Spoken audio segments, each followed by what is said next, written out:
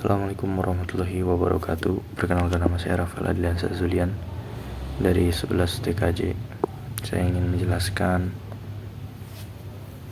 apa itu VLAN.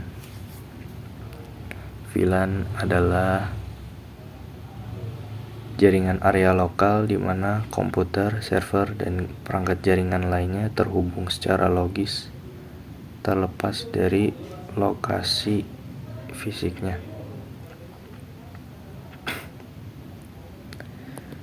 Meskipun perangkat-perangkat ini tersebar di tempat yang berbeda, hal tersebut tidak menjadi masalah karena VLAN secara logis mengelompokkan perangkat-perangkat tersebut ke dalam jaringan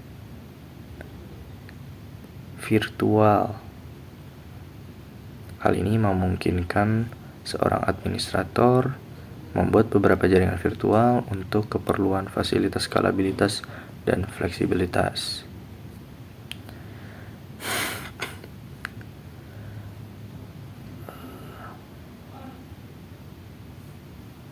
Hal ini yang pastinya bisa membuat kita mengoptimalkan lalu lintas menjadi lebih baik.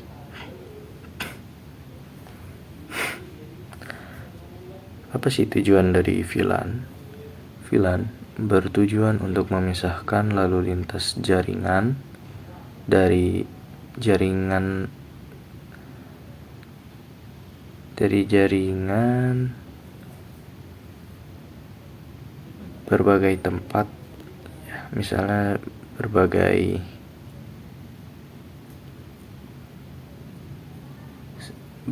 departemen atau area dalam sebuah organisasi. Saluran virtual LAN atau disingkat VLAN adalah sekelompok perangkat pada satu LAN atau lebih yang dikonfigurasi sehingga dapat berkomunikasi seperti halnya bila perangkat tersebut terhubung ke jalur yang sama. Padahal sebenarnya perangkat tersebut berada pada sejumlah segmen LAN yang berbeda.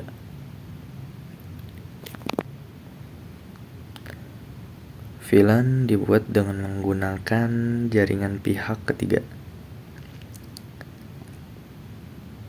VLAN merupakan sebuah bagian kecil jaringan IP yang terpisah secara logik.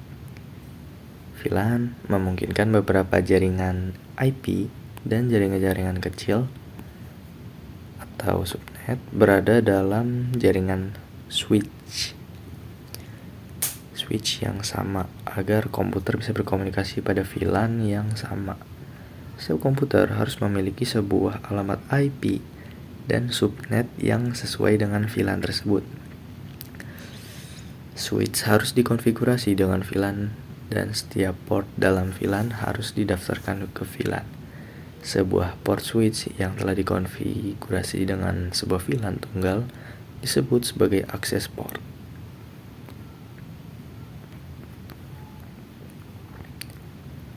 Ada 3 metode yang digunakan menerapkan VLAN, yaitu port based.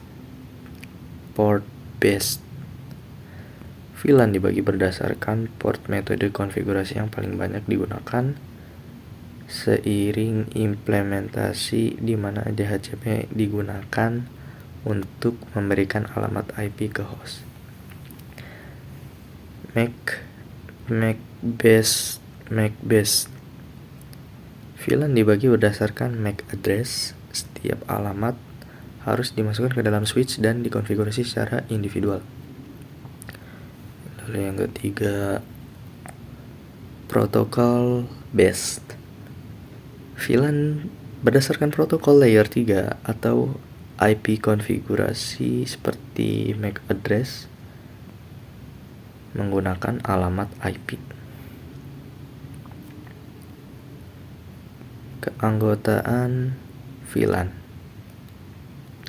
Keanggotaan VLAN dapat diklasifikasikan jadi 2 bagian, yaitu static VLAN dan dynamic VLAN.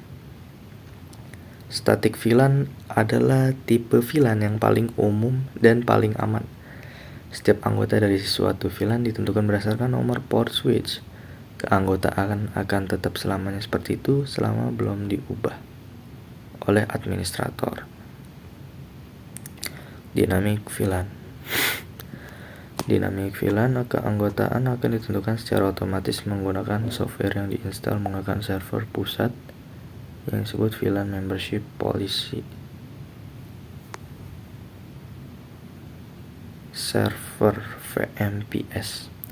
Contoh softwarenya adalah Cisco atau Cisco, Cisco. Dengan menggunakan itu, kita dapat menentukan anggota VLAN berdasarkan MAC address, protokol, dan aplikasi untuk menentukan dynamic VLAN. Link VLAN.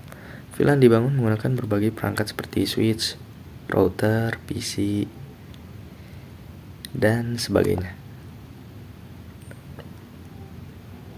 Tentunya hubungan link di antara perangkat-perangkat tersebut seringkali disebut sebagai interface. Ada 2 link yang digunakan, yaitu access link dan trunk link. Access link adalah tipe link yang umum dan dimiliki oleh hampir semua jenis switch VLAN. Access link lazimnya digunakan untuk menghubungkan komputer dan switch access link dan merupakan port switch yang sudah terkonfigurasi. Selama proses mentransfer data, switch akan membawa informasi tentang VLAN. Anggota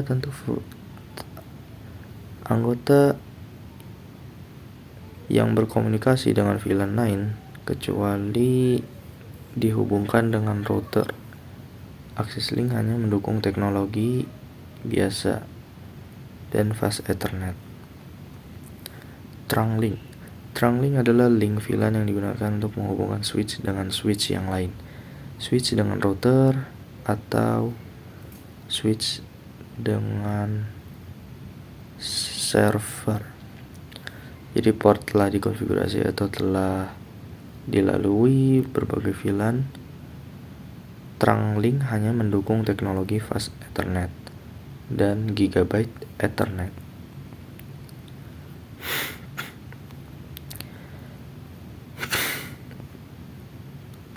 Tipe-tipe VLAN. Tipe-tipe VLAN terdiri dari data VLAN, default VLAN, native VLAN, manajemen VLAN, voice VLAN. Data VLAN adalah data yang dikonfigurasi hanya untuk user dan tidak memiliki kemampuan untuk mengirim voice-based traffic. Default VLAN, ketika switch pertama kali dinyalakan maka semua port yang di switch akan menjadi anggota VLAN. Native VLAN, link antara switch dengan switch atau switch dengan router menjadi native VLAN. Manajemen VLAN, VLAN yang dibuat untuk admin dalam mengatur kapabilitas dari switch atau VLAN yang dibuat untuk memanage device yang terhubung. Voice VLAN, VLAN yang ditunjukkan hanya untuk traffic voice. Keuntungan dari VLAN sendiri adalah dari keamanan data yang pastinya, karena setiap kelompoknya dibuat sendiri. Karena pensegmenan itu menjadi adanya aktivitas yang dibatasi, sehingga keamanannya sangat lumayan lah. Cost reduction, penghematan dari penggunaan bandwidth.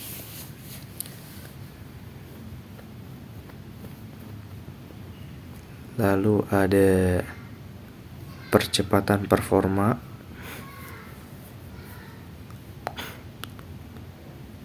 karena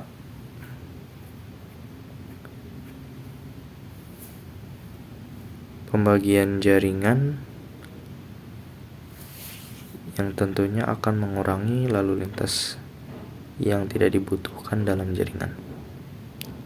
Ya, sekian dari saya. Wassalamualaikum warahmatullahi wabarakatuh.